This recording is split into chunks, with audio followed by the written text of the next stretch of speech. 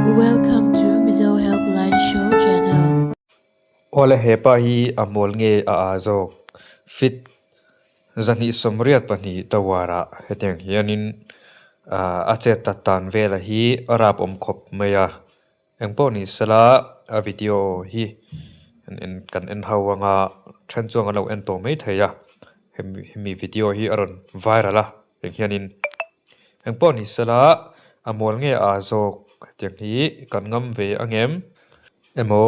kan a video hi kan en zawanga ngem thren kha chana video an en po hian an lu a hei the ni chatiang chuani eng po ni sala a che tlat tan rap thak zet mai chu i han en haute ule ole hey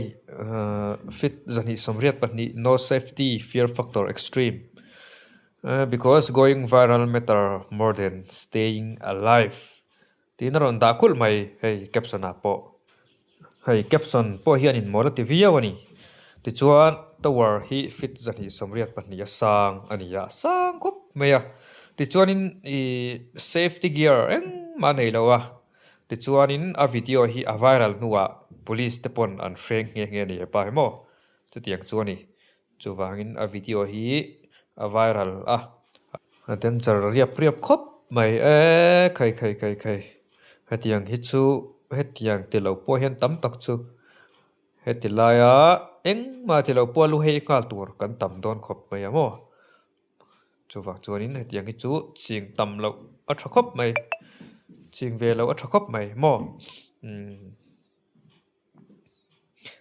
don't try this at home tiang deuh khanin don't try this everywhere te zok te hang chuwang chuanin video tianga Facebook kan hmu sang tak tak kan tiang chi te hetiang ang chi ho hi chu green screen manga an ti te ni ama se hei chu atak tak ani mo hei ti hianin hei a caption hi lo chiar zel taula khai anun na hi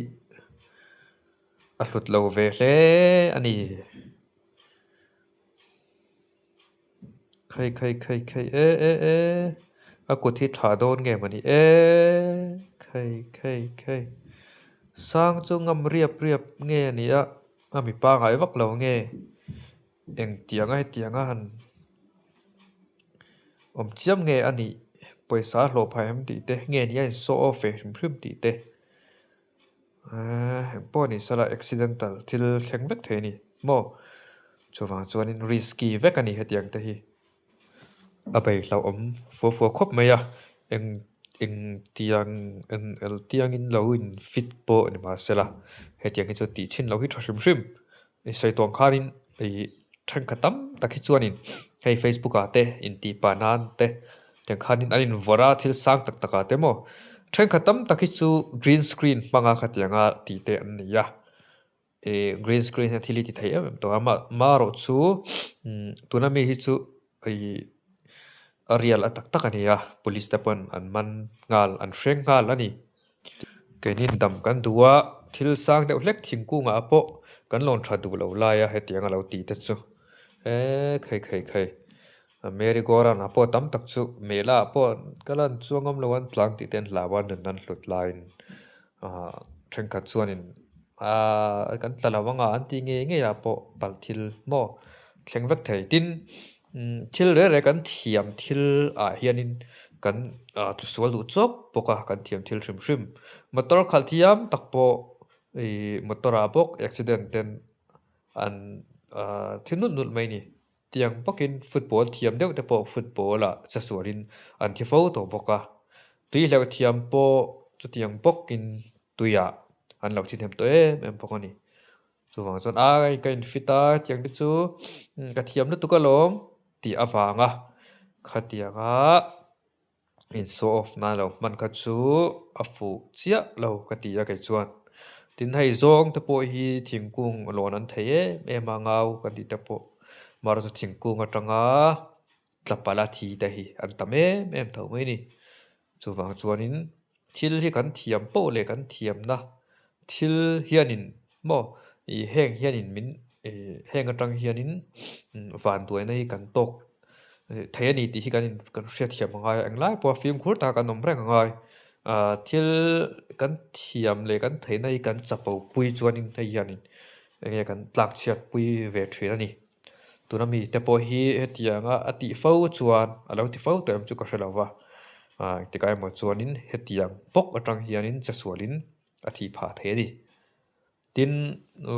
thok khatlai video ron viral facebook a thawani ya khata po khanin hei thil sang tok tok atanga an zuan phaya building sang tak tak atanga anin for ang chi te ka te po kha chasual lo mai a te ka tlawang wanga a tla phel duai mai ni second thum vel ka chu hun han nei se chuanin ei